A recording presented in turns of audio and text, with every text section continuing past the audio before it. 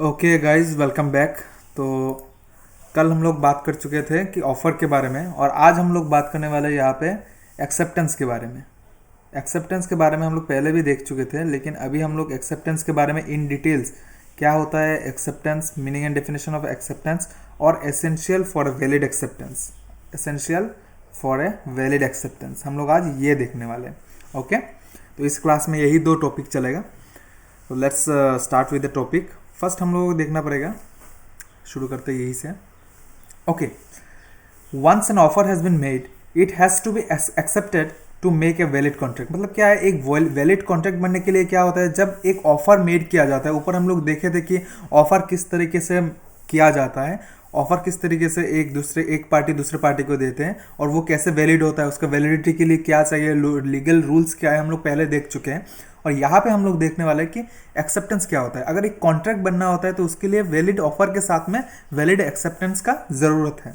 Okay, section 2 class B defines acceptance as when the person to whom offer is made, जिस person को एक party दूसरे party को जिस पर्सन को ऑफर करते हैं, सिग्निफाइज हिज एसेंट, वो अपने व्यू एसेंट को देते हैं, there to the proposal is said to be accepted. वही से अगर वो अपने एसेंट देते हैं तो उसको कहा जाता है क्या, the offer has been accepted.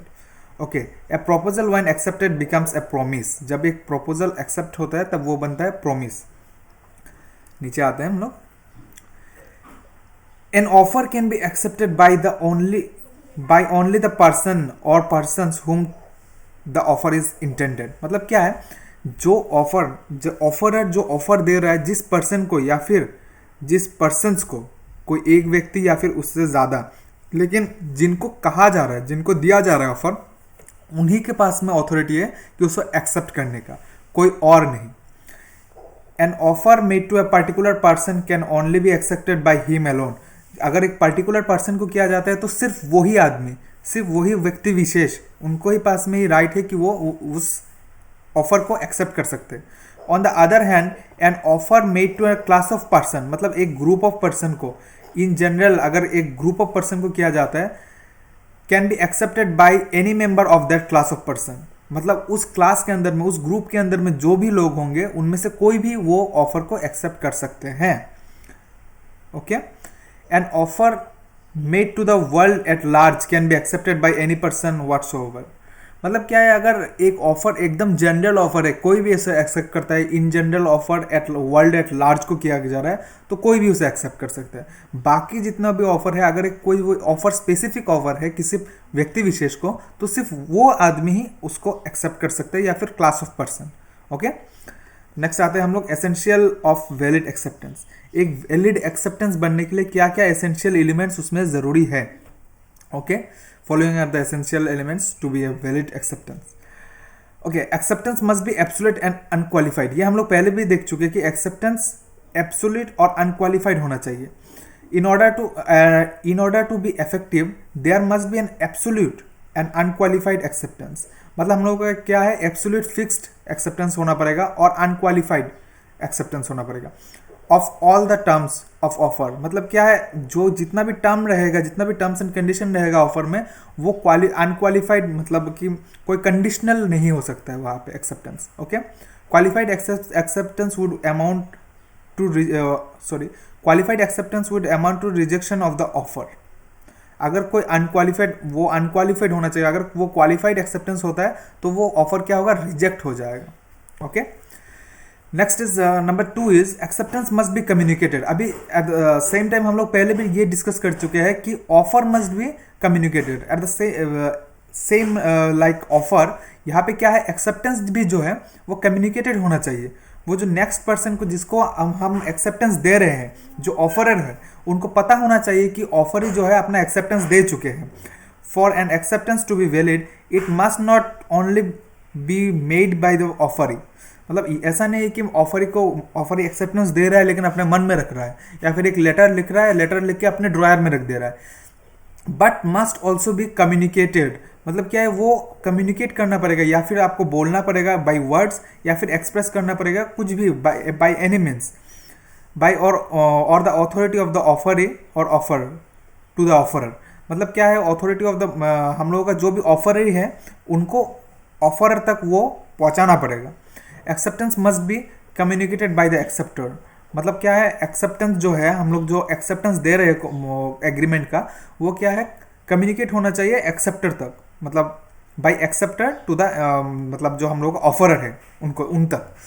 In order to result in contract it must matter of fact, silence can not be constructed as acceptance, मतलब क्या है, ऐसा हम लोग एज्यूम नहीं कर सकते, ऊपर भी हम लोग पढ़ चुके थे ऑफर के वक्त में, कि एक जो है यहाँ पे क्या बताया जा रहा है कि एक्सेप्टेंस कभी भी ऐसा नहीं हम लोग मान सकते कि अगर आप चुप रहे, silence does not amount to acceptance, मतलब आप अगर चुप रहेंगे, आप अगर कोई रिप्लाई नहीं देंगे तो हम समझ लेंगे कि आप एक्सेप्ट कर रहे हैं हमारे एग्रीमेंट, ऐसा कभी भी नहीं हो सकता है। Okay, let's come to the third point. Third point is what, acceptance must be in prescribed or reasonable mode, मतलब क्या है, it should be in prescribed or reasonable mode if the offer or prescribes no mode of acceptance, अगर कोई mode of acceptance नहीं दिया गया है offer में, the acceptance must be communicated according to some usual reasonable mode, मतलब क्या है, अगर अभी हम लोगों को साधारण समझना चाहिए, अगर एक ऑफर हमको मिलता है एक जॉब का, हम समझ लेते हैं एक कॉन्ट्रैक्ट ऑफ जॉब है, हमको एक जॉब के लिए ऑफर मिल रहा है, तो वो ऑफर किस तरीके से आ रहा है, ईमेल के थ्रू आ रहा है, तो ऐसा नहीं है कि हम जाके बोलेंगे उनको, एक्सेप्टेंस जब देंगे तब हम भी ईमेल के थ्रू ही देंगे, मतलब क्या है, यूजुअल एंड रीजनेबल मोड होना चाहिए। The usual mode of communication are by word spoken, ऐसा भी हो सकता है कि मुझे पूछा गया है तो मैं बोल के ही जवाब दूंगा, ऐसा नहीं है कि मुझे पूछा गया है तो मैं लिख के जवाब दूंगा, और बाय रिटर्न, अगर मुझे एक लेटर मिलता है रिटर्न तो मैं रिटर्न जवाब दूंगा, और by conduct is called implied acceptance.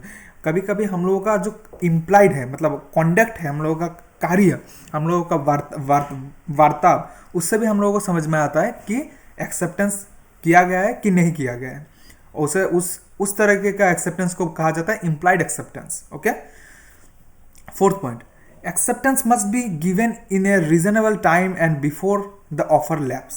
Okay, तो क्या होता है, ऐसा नहीं है कि ऑफर जो है वो लाइफ टाइम के लिए ओपन रहेगा, acceptance must be given with the specified time limit, if any and if no time is stipulated, अगर कोई time, if any and no time is stipulated, कोई टाइम नहीं दिया गया, तो acceptance must be given within a reasonable time, मतलब क्या है, अगर वहाँ पे कोई टाइम स्पेसिफाइड नहीं किया गया है तो रीजनेबल टाइम के अंदर में हम लोगों को क्या करना है, एक्सेप्टेंस देना है। Because an offer can not be kept open indefinitely, ये हम लोग, ये तो जनरल बात है कि कोई ऑफर इनडिफिनिट पीरियड के लिए ओपन नहीं रह सकता है, इसीलिए हम लोगों को एक टाइम लिमिट दिया जाता है, उस टाइम लिमिट के अंदर में हम लोगों को क्या करना पड़ता है, ऑफर को एक्सेप्ट करना पड़ता है। Okay, again the acceptance must be given before the offer is revoked or lapsed by reasons of offer is knowledge of death insanity of offer, मतलब क्या है, acceptance must be given before the offer revoke, offer को revoke करने के पहले, offer को take back, revoke मतलब taking back, तो ऑफर को बैक लेने के पहले, रिवोक होने के पहले या फिर लैप्स होने के पहले ऑफर को क्या है, मतलब वो देना पड़ेगा, अपना एक्सेप्टेंस देना पड़ेगा।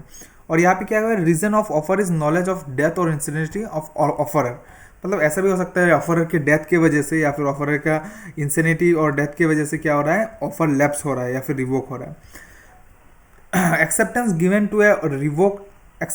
To a revoke offer is not valid, मतलब क्या है, ये तो जनरल चीज़ है कि एक्सेप्टेंस, अगर कोई रिवोक मतलब वापस ले चुका है कोई ऑफर, अगर ऑफरर जो है वो ऑफर अपना वापस ले चुका है, तो ऑफर ही अगर एक्सेप्टेंस देता भी है तो वो क्या होगा, वो वैलिड नहीं हो पाएगा।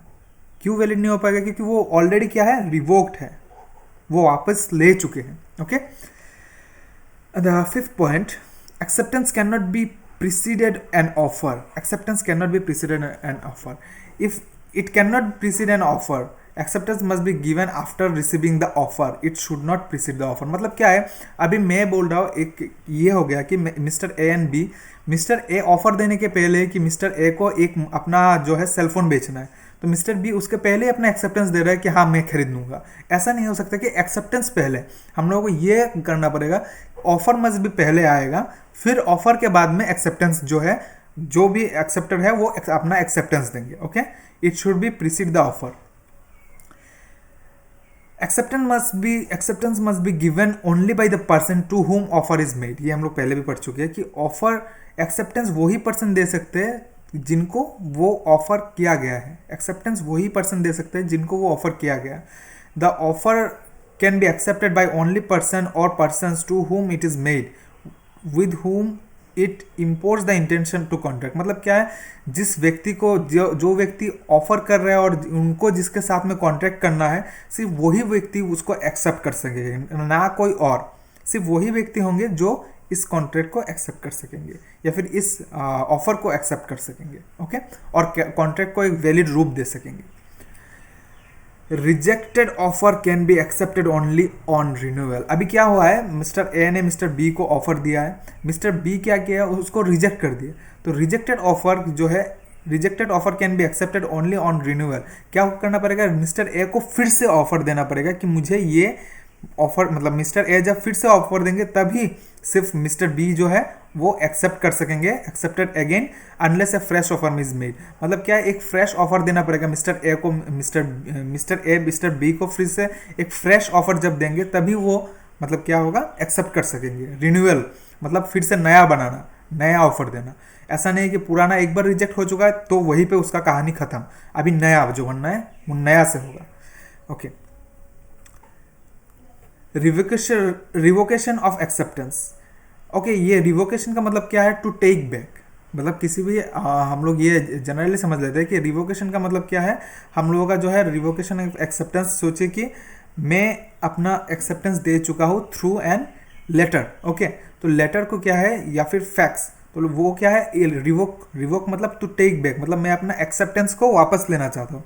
तो वो क्या है, यहाँ पे क्या लिखा है, under English law acceptance is revocable whereas in Indian law acceptance is irrevocable. मतलब क्या है कि हम लोगों का जो है एक्सेप्टेंस जो है वो रिकवर नहीं हो सकता है according to Indian law, but according to English law, Britain law, acceptance can be revoked. Okay, and the last one is same as like offer. Acceptance to give an acceptance is not an acceptance. Okay, acceptance देना, acceptance देना acceptance कभी देने के लिए नहीं हो सकता, इसका मतलब। Okay, acceptance to give an acceptance is not an acceptance. Okay, तो हमारा ये टॉपिक यहीं पे ख़त्म होता है और इसके बाद में हम लोग जो है क्या देखेंगे, कम्युनिकेशन के बारे में देखेंगे और कम्युनिकेशन के बाद रिवोकेशन के बारे में भी हम लोग देखेंगे। ओके, तो यहाँ तक ये वाला टॉपिक ख़त्म हो चुका है। Thank you for being connected to the channel. Okay.